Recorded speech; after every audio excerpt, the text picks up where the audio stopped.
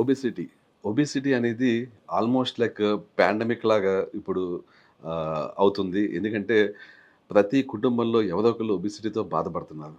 And ఒబెసిటీతో వచ్చే symptoms ఏవైతే ఉంటాయో హై బీపీ, షుగర్, ఇలా స్ట్రెస్ లెవెల్స్, యాంగ్జైటీ, డిప్రెషన్ ఇలాంటి వాటితో చాలామంది బాధపడుతున్నారు.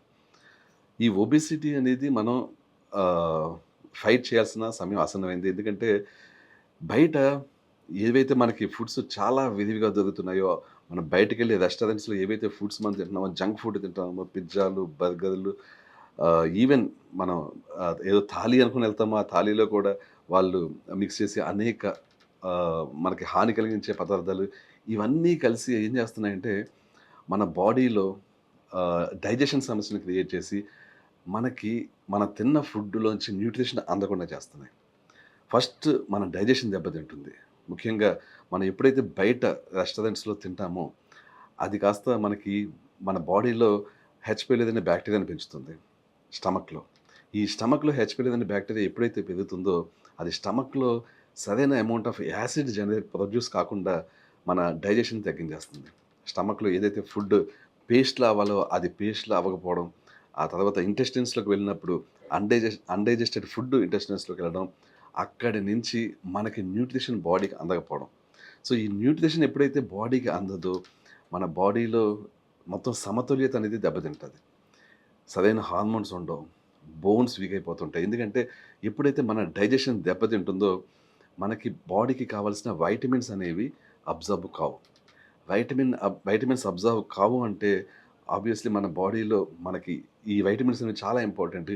ఇవి బాగున్నప్పుడే మనం బలంగా ఉంటాం. ఫర్ ఎగ్జాంపుల్ బోన్స్, బోన్స్‌కి కావాల్సిన కాల్షియం, మన కాల్షియం తీసుకుంటున్న ఈవెన్ కాల్షియం టాబ్లెట్స్ తీసుకుంటున్నా, సప్లిమెంట్స్ తీసుకుంటున్నా అవి బోన్స్‌కి వెళ్ళాలి అంటే విటమిన్ కే2 కావాలి. అయితే మీ డైజెషన్ గాని సరిగ్గా లేదు అంటే మీకు విటమిన్ కే2 అందదు. అప్పుడేమవుతుంది మీ బోన్స్‌కి వెళ్ళాల్సిన కాల్షియం అందదు. అప్పుడేమవుతాయి బోన్స్ వీక్ అవుతుంటాయి. సిమిలర్ వేలో మీ మజిల్స్ వీక్ అవుతుంటాయి. సిమిలర్ వేలో మీ నరాలు వీక్ అవుతుంటాయి. అండ్ ఇవన్నీ జరుగుతున్నప్పుడు ఏమవుతుందంటే మీ హార్మోన్స్ ఇంబాలెన్స్‌కి లోనవుతాయి. అప్పుడేమవుతుందంటే లెప్టిన్ అనే ఒక హార్మోన్ కంప్లీట్ ఇంబాలెన్స్‌కి లోనవుతుంది. అది చాలా ఎక్కువైపోతుంది.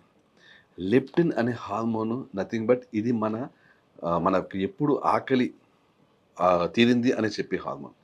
ఇది గాని మీకు సింగిల్ డిజిట్‌లో ఉంటే మీకు బాడీ మీకు అనుకున్నట్టు సన్నగా ఉంటుంది. కానీ ఎప్పుడైతే ఇది గాని డబుల్ డిజిట్‌కి ఎస్పెషల్లీ 20 దాటి వెళ్ళింది అంటే, ఇది మీకు అన్నం తింటున్నారు, మీరు కడుపు నిండింది కానీ కడుపు నిండిన సిగ్నల్ మీ బ్రెయిన్‌కి అందదు. ఎందుకని? మీకు లెప్టిన్ అనే హార్మోన్ ఎక్కువ ఉండడం వల్ల. అప్పుడేమవుతుంది? మీరు తీసుకునే ఫుడ్ ఇంటేక్ పెరుగుతుంది. సో, ఫుడ్ ఇంటేక్ ఎప్పుడైతే పెరుగుతుందో మీరు కంటిన్యూయస్‌గా అలా వెయిట్ గెయిన్ అవుతూ ఉంటారు. స్థూలకాయం వస్తుంటది.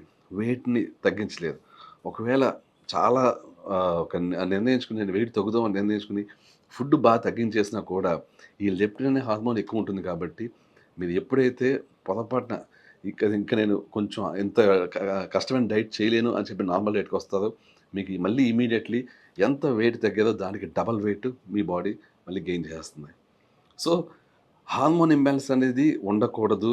ఎస్పెషల్లీ లెప్టిన్ అనే హార్మోన్ వాల్యూ ఎక్కువ ఉండకూడదు. మీరు సెరమ్ లెప్టిన్ అనే టెస్ట్ గాని చేస్తే అది సింగిల్ డిజిట్‌లో ఉండాలి. అది డబుల్ డిజిట్‌లో ఉందంటే దాన్ని ఫస్ట్ తగ్గించాల్సి ఉంటుంది. సో, ఎలా తగ్గిస్తారు? ముఖ్యంగా దీనికి కూడా మీరు డైట్ ద్వారానే తగ్గించొచ్చు. ఫర్ ఎగ్జాంపుల్ మీరు డైట్ వాడినప్పుడు మీరు మన రెగ్యులర్ సౌత్ ఇండియన్ డైట్ అంటే చాలా ఎక్కువ స్థాయిలో కార్బోహైడ్రేట్స్ తీసుకోవడం అంటే రైస్ లేకపోతే చపాతీలైనా కూడా అవి కార్బోహైడ్రేట్సే. చపాతీలు తీసుకోవడం, ఎక్కువ స్థాయిలో ఆహ్, కర్రీస్ తీసుకోవడం అండ్ ఎక్కువ స్థాయిలో ఇన్‌ఫ్లమేటరీ ఫుడ్స్ తీసుకోవడం. ఎస్పెషల్లీ ఇది మీకు స్థూలకాయం నుంచి బయటికి రప్పించదు.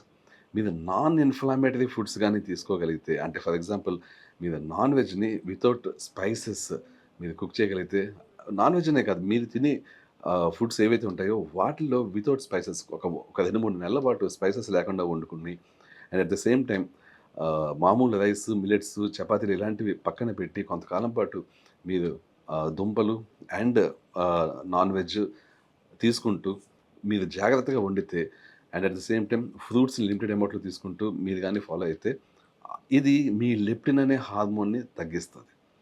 ఎప్పుడైతే ఈ లెప్టిన్ హార్మోన్ తగ్గుతుందో, అప్పుడు మీరు సన్నబడడం ఈజీ అవుతది. అండ్ సన్నబడడం ఈజీ అవ్వడమే కాదు, సన్నబడ్డాక ఆహ్, ఏదైతే మీరు తక్కువ వెయిట్‌ని పొందారో, ఆ వెయిట్‌ని మెయింటైన్ చేయడం కూడా ఈజీ అవుతుంది. మీకు ఈజీగా వెయిట్ గెయిన్ అవ్వడం అనేది ఉండదు. సో, ఇది డైట్ విషయానికొస్తే. సో, డైట్ విషయానికొస్తే ఈ విధంగా ఉండాలి. But at the same time మీరు మీ లైఫ్ స్టైల్ కూడా చూసుకోవాలి. డెఫినెట్‌లీ మీరు చేయాల్సిన పని వర్కౌట్స్ చేయడం. వితౌట్ వర్కౌట్స్ మీరు స్థూలకాయాన్ని ఈజీగా తగ్గించేద్దాం అని అనుకోకండి. ఫుడ్ ఒక్కటే కాదు, మనకి స్థూలకాయం తగ్గాలంటే, హార్మోన్స్ అన్నీ బ్యాలెన్స్‌లో ఉండాలంటే, మీరు డైట్ విషయంలో ఎంత కేర్ తీసుకుంటారో, అదే విధంగా మీరు వర్కౌట్స్ కూడా అంతే కేర్ తీసుకొని చేయాల్సుంటుంది. మీరు రెగ్యులర్‌గా కార్డియో చేయాల్సుంటుంది. కార్డియో అనేది చాలామంది ఆహ్, చేయడానికి అంత ఎ ఇష్టం చూపించరు. చాలా కష్టపడి పరిగెత్తాలి, రోజు ఏం చేస్తాం అనుకుంటారు. కానీ కార్డియో అనేది చాలా చాలా ఇంపార్టెంట్.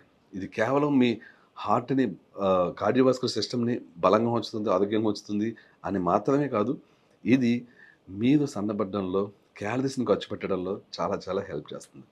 ఫర్ ఎగ్జాంపుల్ రోజుకి మీరు 20 నిమిషాలు జాగింగ్ ఇలా చేయగలిగితే, ఈ 20 నిమిషాల జాగింగ్ చాలా క్యాలరీస్‌ని ఖర్చు పెట్టి మిమ్మల్ని సన్న సన్నగా అవ్వడంలో చాలా చాలా హెల్ప్ చేస్తుంది. And at the same time మీరు హెచ్ఐఐటీ హై ఇంటెన్సిటీ ఇంటర్వల్ ట్రైనింగ్ అంటే మీరు ఆహ్, చూస్తూనే ఉంటారు. 100 మీటర్ల స్పీడ్‌ని చాలా ఫాస్ట్‌గా పరిగెడుతుంటారు. సో, అంత చేయక్కర్లేదు గానీ, సైకిల్ ఏదైతే మనకి జిమ్స్‌లో సైకిల్స్ ఉంటాయో, వర్కౌట్ సైకిల్స్, స్పిన్ బైక్ అని, ఆహ్, మ్యాగ్నెటిక్ బైక్స్ అని ఇలా ఉంటాయి. అలాంటి స్పిన్ బైక్ లాంటిది ఒక బైక్ తీసుకొని, దాని మీద చాలా స్పీడ్‌గా మీరు సైకిల్ తొక్కగలిగితే, అంటే మీ సాయశక్తులా మీ ఎనర్జీ అంతా యూజ్ చేసి, ఒక 30-40 సెకండ్స్ మీకు పూర్తిగా ఆయాసం వచ్చేలా సైకిల్ తొక్కగలిగితే, దీన్ని హెచ్ఐఐటీ అంటాం. High intensity interval training. ఇది మీ మీకు క్యాలరీస్ ఖర్చు పెట్టడంతో పాటు ఇది ఇంకో పని కూడా చేస్తది. అదేంటి అంటే, ఇది మీ బాడీలో గ్రోత్ హార్మోన్‌ని పెంచుతది. ఈ గ్రోత్ హార్మోన్ ఎప్పుడైతే పెరుగుతుందో, ఇది మిమ్మల్ని బలంగా అయ్యేలా చేస్తుంది. అట్ ద సేమ్ టైమ్ మిమ్మల్ని సన్నగా అయ్యేలా కూడా చేస్తుంది. అంటే సన్నగా అంటే ఇక్కడ ఉద్దేశ్యం మజిల్స్ కూడా తగ్గిపోతాయని కాదు. లీన్ మజిల్ మాస్ ఉంచుకుంటేనే, అంటే కరెక్ట్ అమౌంట్‌లో లీన్ మజిల్ మాస్ అంటే మజిల్స్ కరెక్ట్ రేషియోలో, బోన్స్ కరెక్ట్ రేషియోలో ఉంటూనే ఫ్యాట్ కరిగి మీరు చాలా పర్ఫెక్ట్ లీన్ లుక్‌లోకొస్తదనమాట. సో, కార్డియో చేయాలి. And at the same time HIIT చేయాలి. And at the same time resistance training అంటే వెయిట్స్‌ని లిఫ్ట్ చేయడం అది కూడా చేయాలి.